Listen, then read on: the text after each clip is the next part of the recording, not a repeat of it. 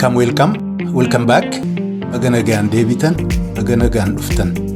Kun podcastii Ilma Hormaati.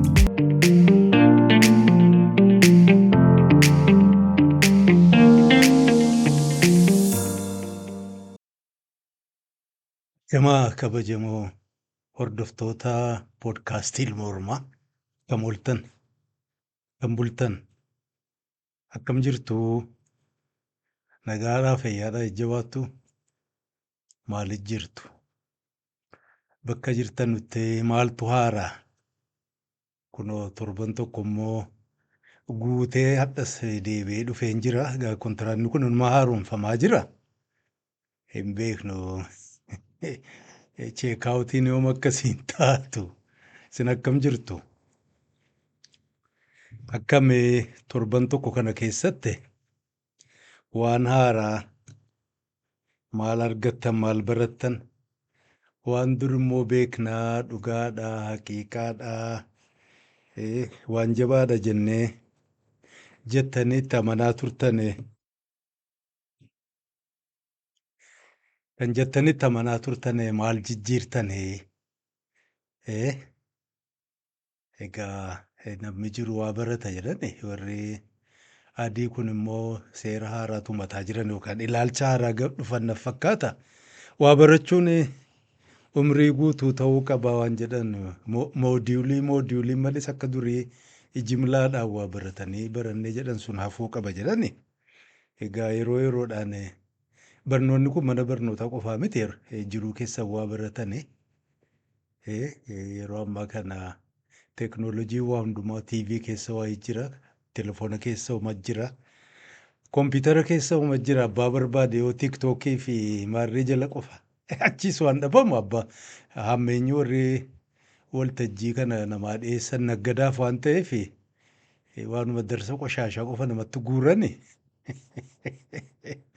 Yoo abbaan laallatee ofii xiqqoo gilgaalee waan gaggaariitti hin baane jechuuf. Egaa akkuma yeroo baay'ee jedhu addunyaan kun jijjiiramti akkanaa galutti egaa namni wallaalaan kun waanuma argite dubbatti. Inni durii ijoollee suuta jijjiirame inni ammaa kun immoo akka malee jijjiiramaa jira. Shaffisaan jechuudha. Bakka kaleessaa wanti jiru baay'ee xiqqaadha. Akka itti namni waa laaluu, akka itti gurmaa'u, akka itti wal bulchu, akka itti wal jibbullee jijjiiramaa jira. Kana wal yaadachiisuun bareedaadha jedhan waan dur beekan tokko ciccinee maarree kiyya jedhanii waan itti jabeeffatan jiraachuun nama barbaachisa. Ammoo waa hundarratti goggoguun gaariin ta'u addunyaanis nama jalaa keessaa warri umriidhaan ammallee ijoollee tattaatan waan haaraa waan jijjiirame barachuun gaariidha jechuuf hin jedhe. Waan dur qabanis waan gandarraa fudhatanii bahan yeroo hunda hin ta'u. Waan ofirraa darbuu qabanis koorra keenyaaf jedhanii itti goggoguun hin ta'u. Kanuma yaadachiisuuf egaa hadha waanuma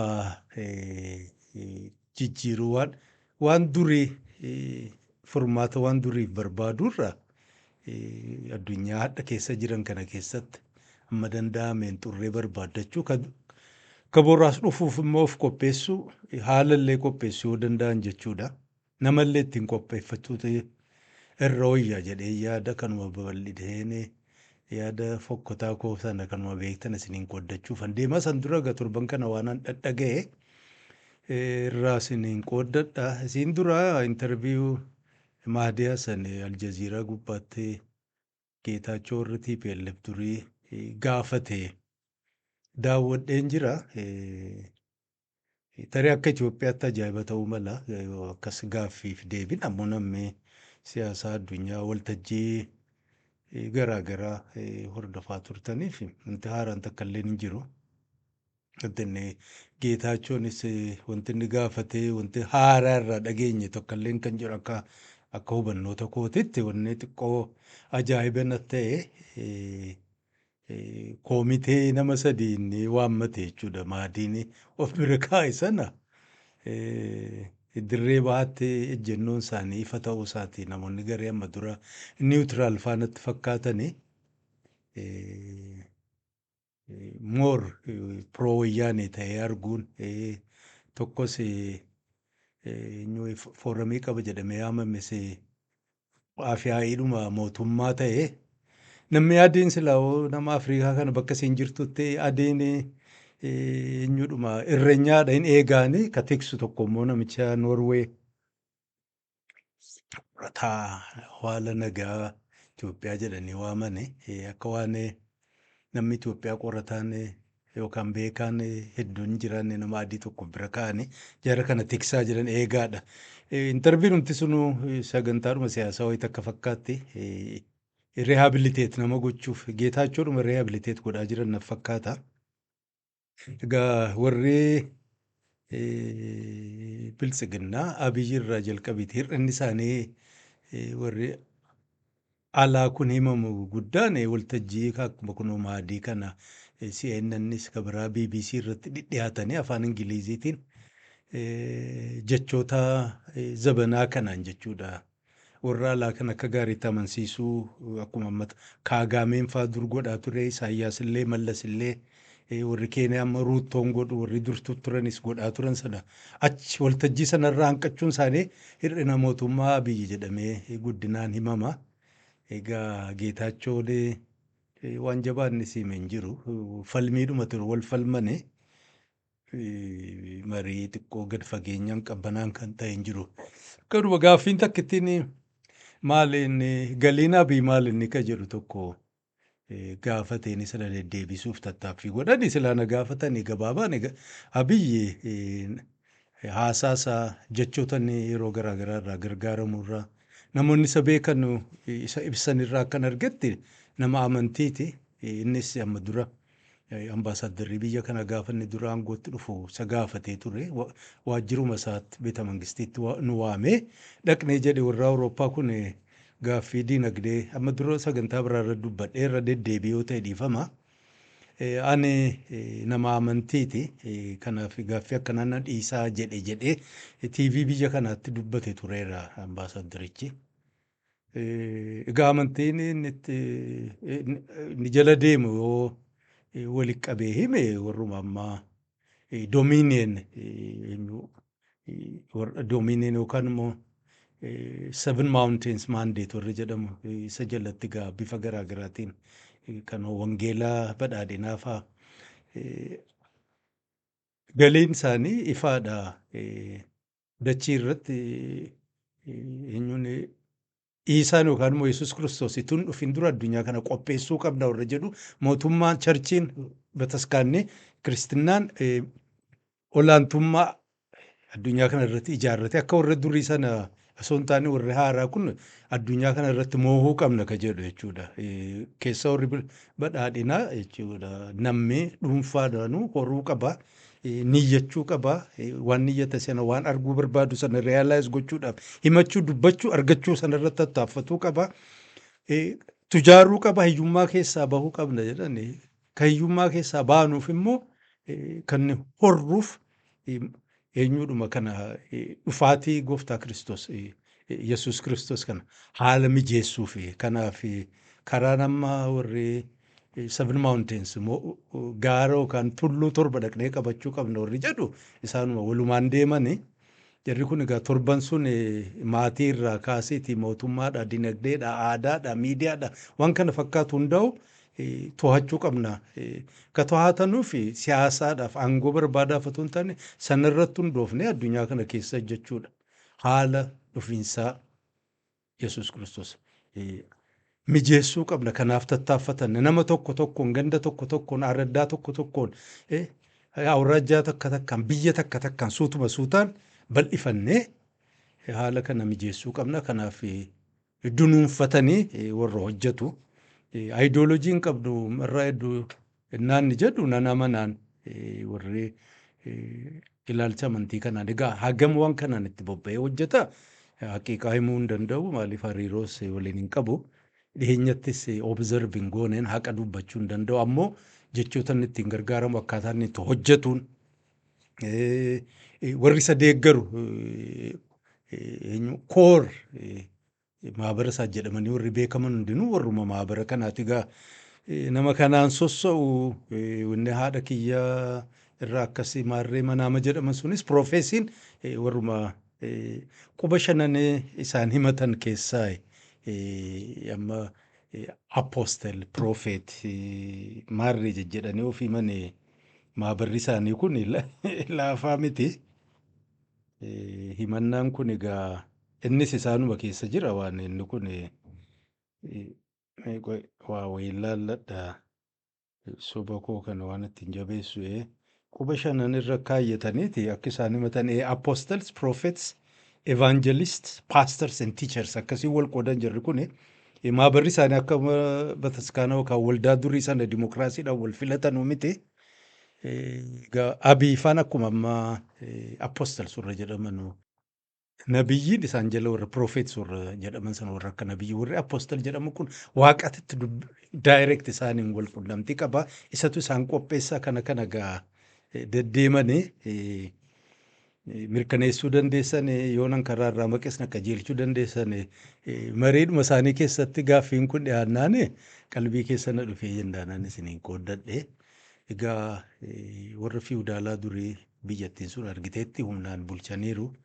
Warra kooministii militarii diktaatar sooshaalizimii hagguma siinuu biyya sana fakkaattutti waggaa 17 taatu keessa darbaniiru. Warri sooshaalistii kan biraa immoo developmental sanas waggaa 21 mallasaanis oofeera. Amma immoo egaa warri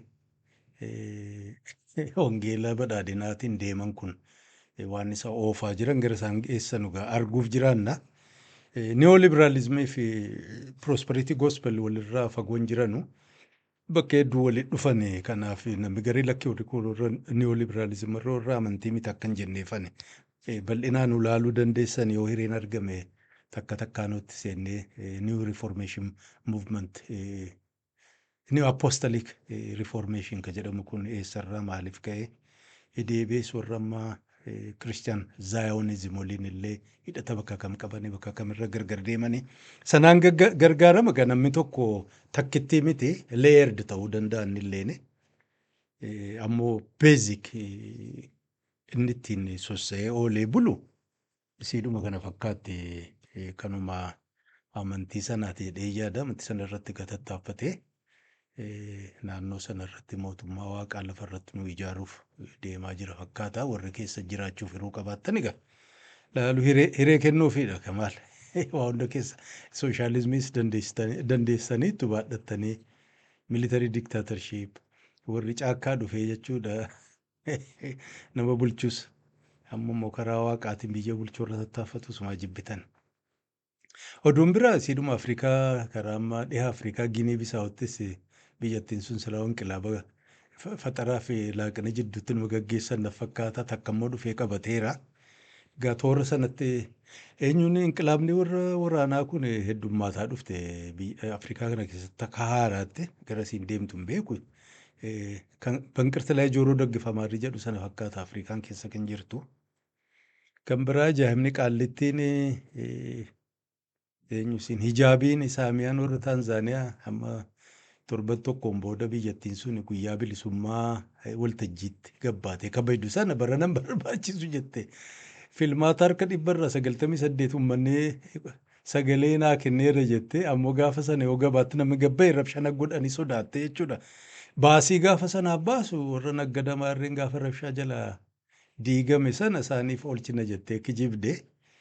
Egaa dubartiinis diktaatarummaa hijaabiinis diktaatarummaadhaan rikoordii fudhatteetti amma booda waltajjiin walqixxaateera jechuufan jedhe. Warri Awurooppaa gungumaa jirti gargaarsa garii isaaniif godhamu Taanzaaniyaadhaaf ofirraa dhaabnu marre isiinuu waan gootu qabdu warri Awurooppaa fi Ameerikaa amma Keeniyaan dhiyoo kana mana murtiitti wal qabatanii jiran baqataan Itoophiyaaf Somaaliyaa Itoophiyaa fi Eritiriyaa irraa dhufu Keeniyaa keessatti fudhatama argata. Galmaa'uu fudhatama argachuun qabu ka jedhu murtiitti irra godhan sana inni ijoon garaagaraa falmaa jira. Ugaandaan immoo Somaaliyyuutti dabalte jechuudha biyyootiin sadiin kanarraa baqataan barbaannu sababni isaa gabaabaadha. Maallaqni hin jiru warri adii dur kennan sun dhabamaa jira. Egaa kanas beekuun qalbeeffachuun gaariidha jechuuf hin jedhee biyyi faranjii Awurooppaa kana biyyi hedduu seera jijjiiraa jiran akka malee jabeessu jirani.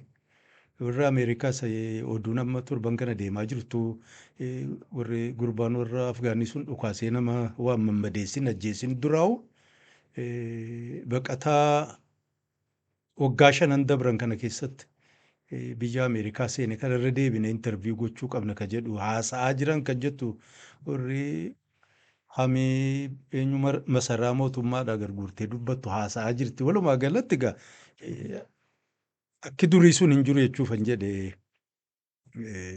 dhiphataa dhufaa jira. Kan biraa maal inni warri Suudaanii, warri Eritiriyaa, amma tokko warri Tigree fi Liibiyaallee daddabalatee sooshaal miidiyaa irratti warra Imiraatii irratti duula bananii jirani. Akka malee egaa hin beeku namni warra Noorzii irraa warra Amaaraa keessaa haga xiqqoo waliin jijjiiran kanan argee guutuu isaan laalle sistemaatikaalii illee eenyuun goone darbeedhuma eenyuudhuma scroll godhee ilaale balaaleffataa jiran. Sumaaleenis waliin jirti. Warra Imiraatii irratti duulli banameera karaa dippiloomaasiinis dhiphataa jira. Oromoon waan kana yookaan arginatti fakkaatu inni alaa wacus Dubaay deemee warri garee waa cabbaxatee deebi'e na fakkaata gama sana quban qabu. Qubatti hin qabu jiratti sanatti nagaa bu'ee fakkaatani.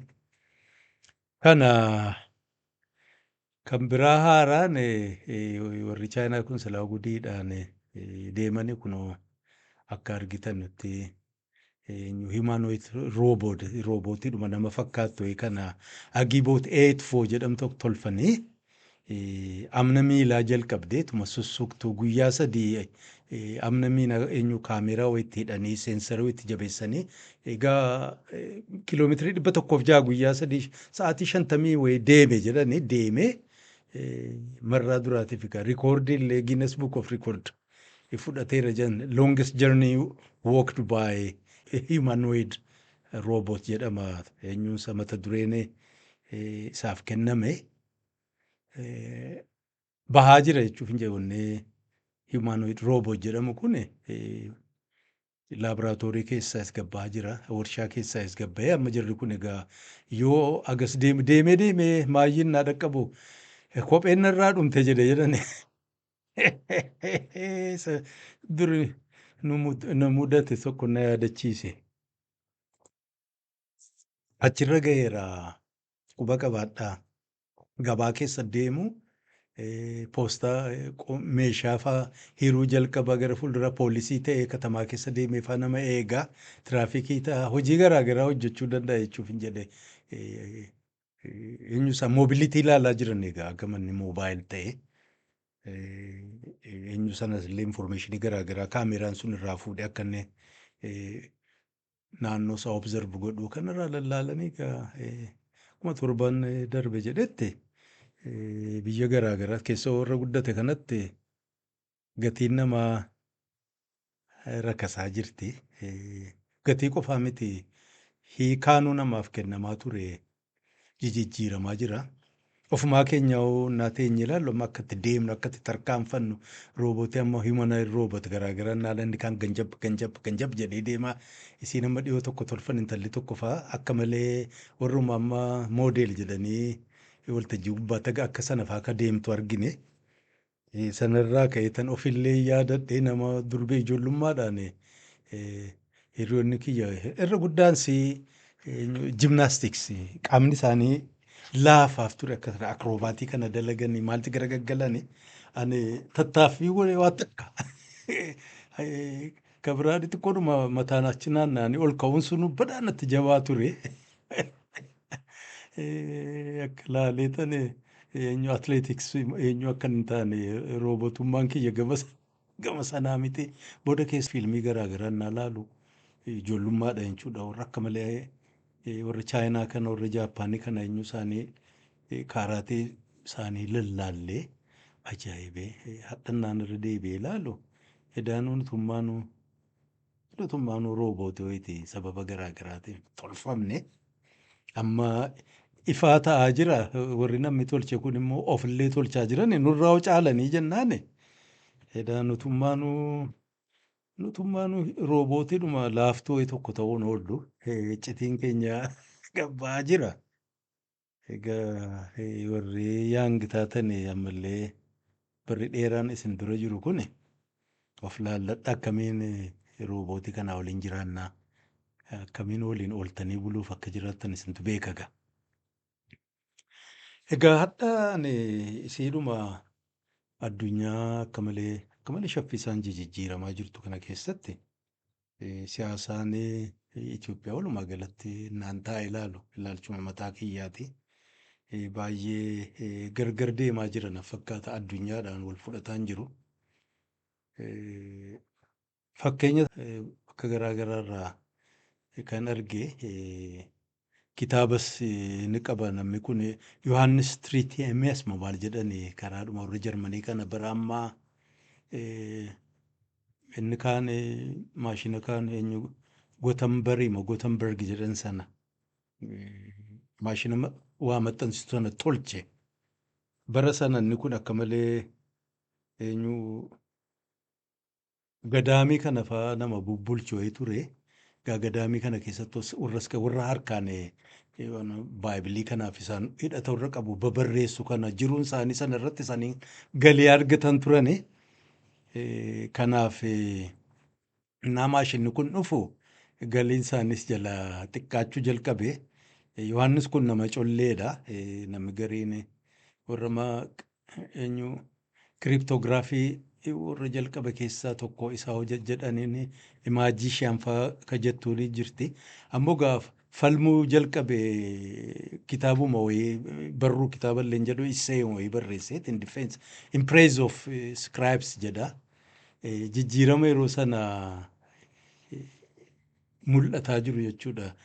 Warra harkaan barreessu warra monks warra monoksee gadaamii jiraattu kanarraa jiruu jalaa fudhachuu jalqabdaan mormitti seenee ofumaa dubbisuu dandeessan kitaaba sana barreessanii kunoo irraa abbaa lamaan tokko isin dur kaa'a.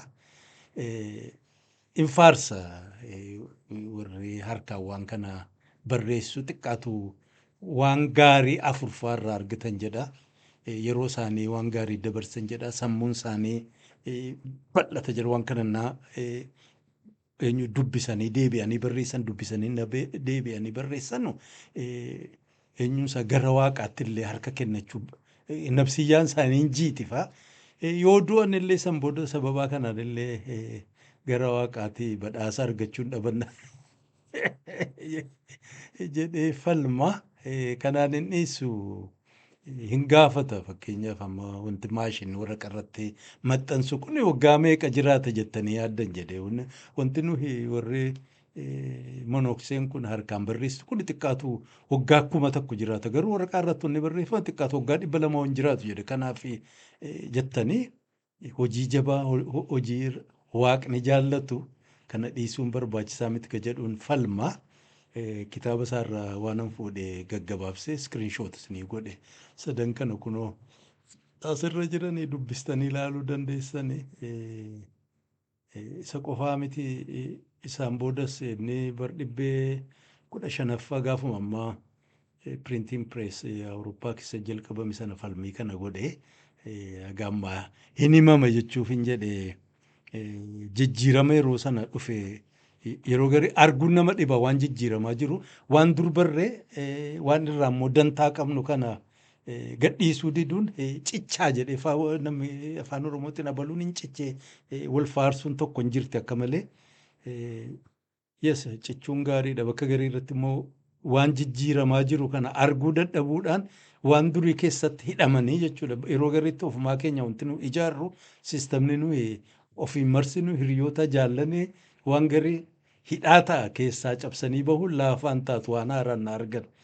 Sana sodaachuudhaan dantaa xixiqqoo sanarraan argamtu si gadhiisuu diduudhaan jijjiirama fudhachuu didanii maayyii irratti yeroo nama darbaa gatamuun hin dhufa jechuufan jedhe. Kanumaan kan fakkaatu gara boodaa biyyuma Ingilizii keessatti amma warra teeknooloojii dinnaa'ee godhu kana warra teeknooloojii sodaatu kana laddaa'eeti jedhaniini warruma shammaaniyaa jennuun wayyaa dha'u kana dur kaampaaniin maashina fiduu jalqabdee jennaan biddeenni isaaniitti cufamuu beeknaan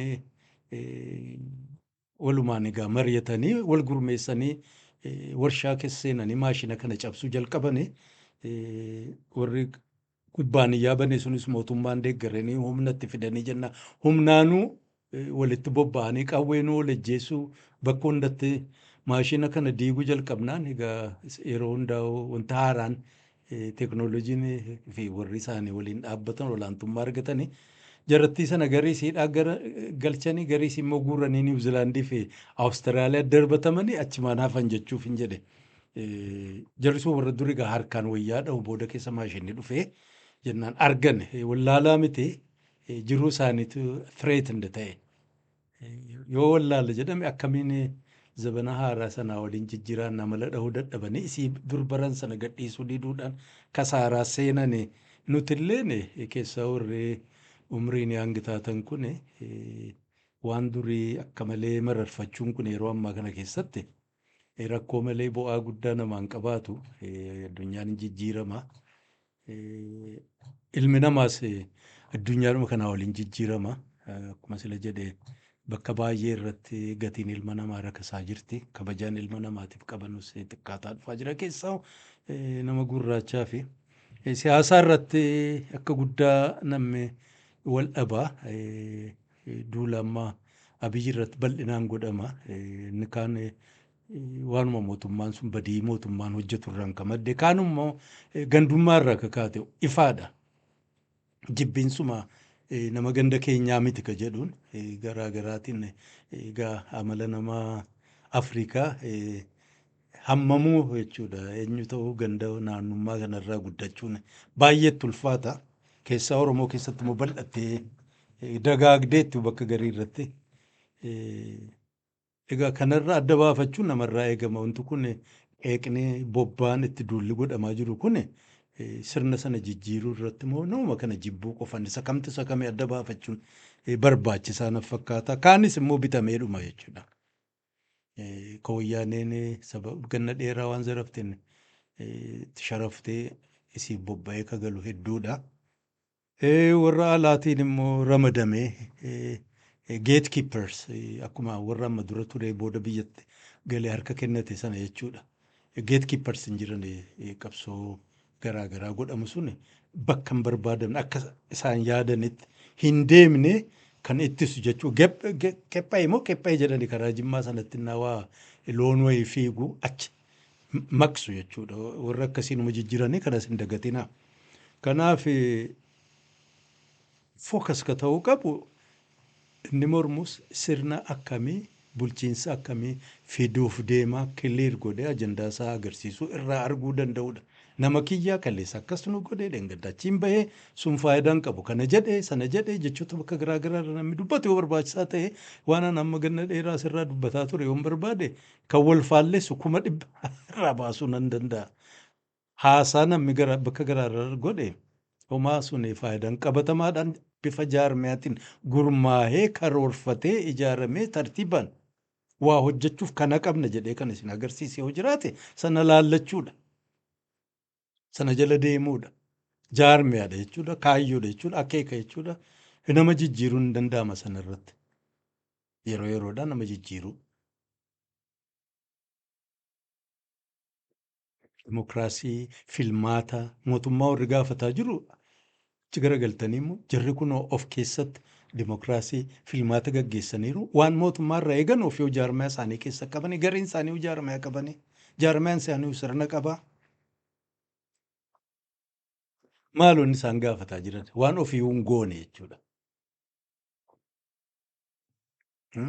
Jaarmiyaa Itoophiyaa keessa soso'aa jiru kana keessa kamtu sirnaan filmaata gaggeesse agaadha. Kamtu sirna dimokiraasiidhaan of bulchaa ture. Akkuma haalaa fi bara keessa ture sana keessatti hagamtu mirga namaa kabajaa ture. Mirga miseensota isaa, mirga deeggaroota isaa, mirga uummata dhaabbadheef jedhullee hagamtu kabajaa ture. Gaaffiilee kana kaafachuudha. Gara fuulduraatiif hoo maal hojjechuuf deeman? Addunyaa amma jirtu kana keessatti biyya Afrikaa baay'eensaa Afrikaa miti warrumaan Awurooppaa olaantummaa ofii hin qabanu. Ajajaa namaa jala jirani. Ashkarummaaf nama deemaa jirutu ashkarummaa jala warra jiruun falmaa jira malee awutonoomii ofii qabaatee biyya sana karaa nuti barbaadnu dandeettii nu qabnu ijaarraga jedhu kijiba hin jiru. Dandeettiin sun hin jiru. Addunyaan sun hadha hin jiru. Xiqqoo hafuuran baafadha ka jette Saawuz Afrikaan akkasiin rakkataa jirtu argaa jirtan. Kame Afrikaa keessaa kan of danda'e okkoodhaan qabamee olii gad rimootiin warri kontirooldi hin taane mootummaa kamtu jira. Probably Eritrea jechuun nan danda'ama. Hammeenyuma siin dalagdu waliin immoo amma dandeesseen ofiin deemuu tattaaffatteetti. Ofiin deemuu tattaaffachuun sunuu sadarkaa kamitti bakka kamitti sii darbee argaa jirtan. Piraktikaal ta'uu hin dandeenye. Addunyaa hin hayyamneef hin hayyamu. Kanaaf jijjiirameera jechuuf addunyaa jijjiirama kana keessatti akkamiin sarvaayiv goonaa hostilitii animositii qofaan jechuun mootummaa irra jirus keessa farme diina jedhee bakka dhabamsiisuuf bobba'u. Inni mormu sunis ijuma dunuunfatee argaa waan mootummaa sanaa dhageettii waan mootummaa sanaan barbaadu diiguu barbaada. Garuu akkasiin bakka kam gahuu danda'ama? Hiyyummaarraa hiyyummaatti. Walajjeessuudha walajjeessuu irratti.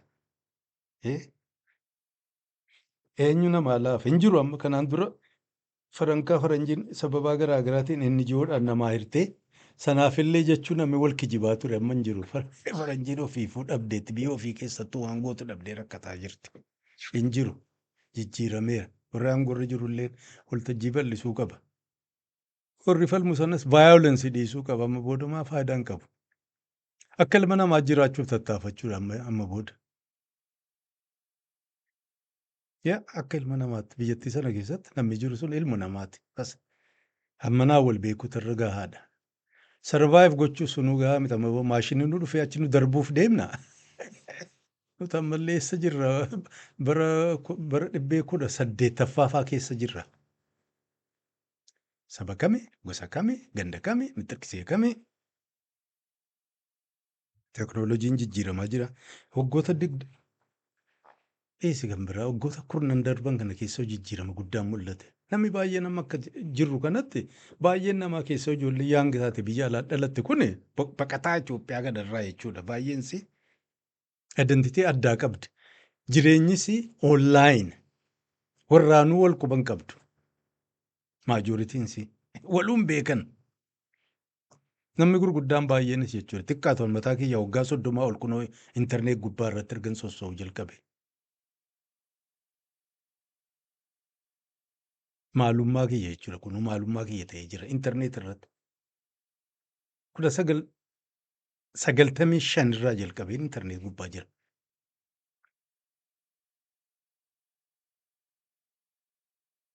Dhiibbaan irratti hin goone kun kana gubbaa irratti jechuudha. Irraa barataa inni kaan karaa maqsaa inni kaan karaa na qajeelchaa waan hedduun jijjiira. Kun identitii naa ta'eera jechuudha. Maalummaadha kun dhaabbataa miti maalummaan jechuudha. Jijjiirama namaa waliin ganda baanee bakka biraan naa deemnu nama biraan naa arginu aadaa biraan naa arginu afaan biraan naa dhageenyu maalummaan kee jijjiiramaa jira. Kana keessatti akkittiin kan hojjette maal nama ta'uu keenyaan olii gaddeema nama keessa warra namummaa namaa kabaju waan jiruuf nama keessa deddeemaa turre. Deddeemaa jirrallee oollee bulla. Itoophiyaa keessatti Horn of Afrikaa keessatti ilmi namaa kaanis akkuma namaatti waliin jiraachuus laayiree argate hawwuun durraa eegama jechuufan jedhe argineerra nama ta'uun gahaadha. Sunuu dhabamaa jira amma rakkatanii jennaan jechuudha. Itti heddummaannee jennaan. Ofii hoo ganda ofii keessatti.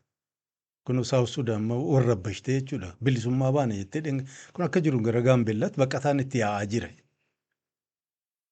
Maal gochuuf deemti Itoophiyaan? Akka duriitti International Organization World Food Program UNHCR maallaqa kennu hin jiru. Xiqqaataa dhufaa jira. Bilisoomaniiru yoo bilisuma qabsaa'aniiru duulaniiru lolaniiru. Garuu biyya ta'uuf hin dandeenye. Kaleessa immoo dheengadama helikooftara irratti jeneraala tokkoo fi maarree fi warra UN ajjeesan. Waayit Armii jettee warri Riyaak Maashaar. Qaallichi dullachi kaan immoo namatti aanaa isaa pireezidaantii 5 qabu keessaa xiqqaatu lama karaarraa maqsee jira. Rakkoodha. Jijjiiramaan jiru addunyaan akkasiin deemaa jirtuuf Afrikaan guutummaan keenya akkatti jirru tokkoo miti. Maal barbaanna gaa? Ofii utuu hin jijjiiramin kaanirraa jijjiirama guddaa eegaa jirra. Barri 2025 dhumuuf deema. Torban 2-3 hafte. Itti yaadnu akka bara 2026 amma yoon jalqabne 2027 namni oofnee siyaasaan gaggeeffamu ololee oofamu martinuu bara haaraa kana yoon fakkaanne maal fa'aa ka darbe waggaa 100-200 dura darbe sana furmaata hadha barbaaduu fi hadhaa irraanfataa jirra. Yeroon hin jiru. Warri ijaaraa eenyu ijaarratu jiran artificial intelligence data center ijaarratu jiran super computer itti ijaarratanii addunyaa kana to'achuuf.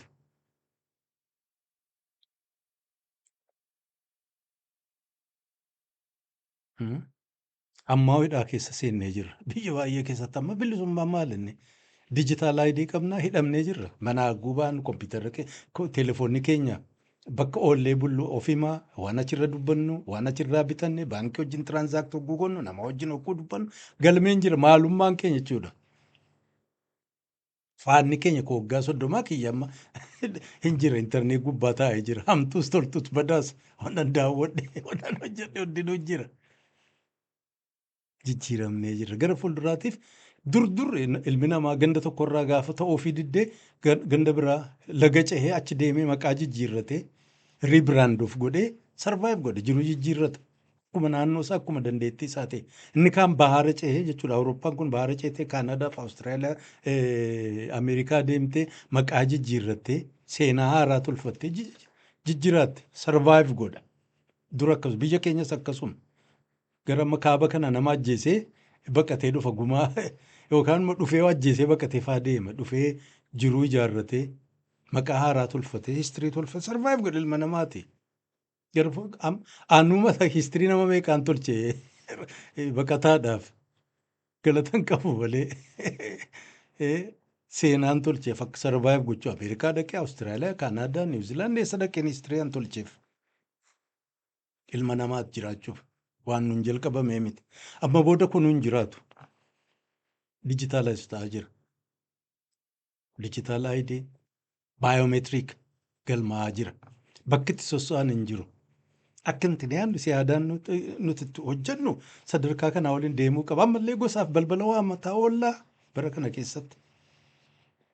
Muuf gochuu qabna malee xiqqoo wayyaa'uu qabna. Yeessummanni gariin akkaataa jireenyi isaa hidheen ittiin rakkatee achirra jiraatu sana warri kaan immoo warri siyaasaa of keessaa bahe keessaa warri biyya alaa jiraataa jiru kuni akkamiin waan ofii jiraatu kan nama kaaniif hawwuu dadhaba. Maaliif arguu dadhaba jechuuf hin jedhe. Fakkeenyaaf amma lola hogguu hawwinu biyya sana keessa maaltu argamaaf bara ammaa kana.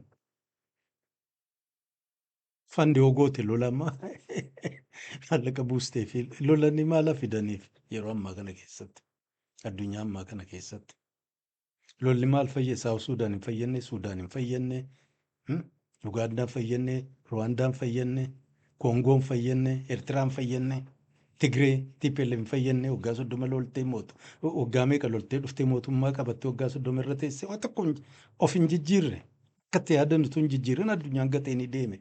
Hawaasa isaanii illee kasaaraa keessa galchan.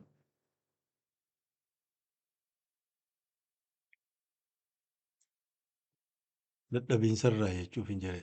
Isiidhuma hadhaa namuu ekoo chaambar ofii keessa isa wal fakkaatu waliin tuuchee halkanii guyyaa walitti tasaasaa waanuma wal fakkaatu walirraa dhagaa wal jajjabeessaa naannoo isaa waan jiru arguu dadhabuu kana fide. Warri bilchiginnaas ofiisiiti magaalaa qophaatti addatte jechuudha. Kan bilchiginnaa tolfattee addunyaan guutuun biyya sana keessa hin jiru quufee oolee kan bulu itti fakkaata. Hawaasarraa adda ba'anii jiran rakkisaadha. Warri isaan irratti abdatanis isaanis nama irratti abdateeti. Boriftaan harka jalaa yoo fudhatan warri sunis ofii isaaniitti bakka hirkatan hin qaban. So barri jijjiirameera addunyaatti jijjiiramee nuti illee akkatti aakti goonu akkatti yaadnu akkatti wal organaayiz goonu akkatti wal barbaadnu jijjiiramuu qaba. Akkuma ilma namaattu hireen hin jiru yeroon kan jiru natti hin fakkaatu beekumsa hin qabu nama wallaalaa toggunaa laaru immoo akka ilma namaattu hireen nuti qabnu yeroon nuti qabnu gabaabduu natti fakkaata.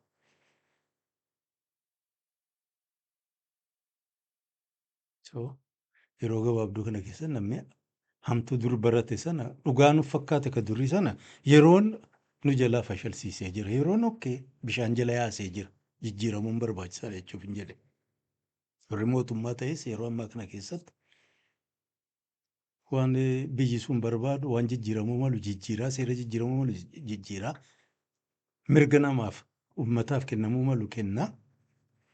Fuuldura tarkaanfachuu malee mana hamaa hin jirreen jechuudha. Fagoon deemu akkuma piroojeektii ifaan mul'atu sana akkuma kooriidar piroojeektii sana dinagdee indastirii guddisuun moodern agriikaalchar agroo biizines ijaaruun laafaan taatu. Risoorsii barbaadde maallaqa barbaadde beekumsa ilma namaa barbaadde aadaa jijjiiramuu barbaadde warri mootummaa keessa jiru sammuu jechuuf hin jedhe. Ganna 30 guutuu EPRDF wajjin nama warra cafaqaa turetu waan guddaa fidan jedhanii mana hamaan dhiibbataa oolanis fagoo deemuun nama dhibaa siin deebitee achuma keessa sossoo. Kanaaf gabaabumatti silaa odafanii jijjiiruun ilmi namaa kun amalli nama dhiba. Ammoo warri xiqqoo magaalaa gabba'ee kan warra wayyaa qabdan ABCD illee naannessuu warri dandeessan addunyaadhaan as dhiyaachuu tarra wayya. Duuba deebi'anii waggaa 50, 60, 70 dura jiraachuurra sammuu gama hadhaatti as fiduu tarra wayyachuuf hin jedhe. Bitaa mirga addunyuma keessa jiran kana olaaluun gaariidha. Gaaffiin gaafatamullee qabsoon mirgaaf godhamullee kabaraa ta'uu qaba. Warra poolisaarii argitaniitu Westan Saaharaa warra Filisxeen arguu jirtan. Addunyaan sanuma arginu jechuuf hin jedhe. Addatti Oromoof haa ta'u Ogaadeen takka uummata kan biraatiif addunyaan jiru hin jiru. Herregni jijjiirama. Ikweeshiniin kan durii sun hin jiru. $1 trillion uummati sun waan biraa barbaadaa jira. Addunyaa biraa herregni isaanii fagaatee jira jechuuf hin jedhe. San jalatti namumti Itoophiyaa keessa jiru Horn of Afrikaa jiru akka namaatti akka ilma namaatti silaa wal riikognaayiz godhe jechuun mirga barbaachisaa ta'e walii kennee waliin jiraachuuf ammoo inisheetiif hunda keenyarraa eegama. Siiloo xixiqqoo tolfannee keessaa waa hunda ibidduma qabsiisaa jiraannu sana gad ba'uunis gaarii natti fakkaata. Keessaa warri hanga taatan ammallee in your 20s and in your 30s warri jirtan ajendaan keessan ajendaa jenereeshinii koo kanaan dura ture irraas tootaalii adda ta'uu qaba. Hadhaa fi kaborii irratti fookas godhaa. Xagaa jedhanii jijjiiraachuu barachuun ammaa jechuuf hin jedhe. Egaa kana caalaa yoon dubbadhe waan hin taanetti hin seenu hadhaaf kanumaan nu haa ga'u. Torbannuuf immoo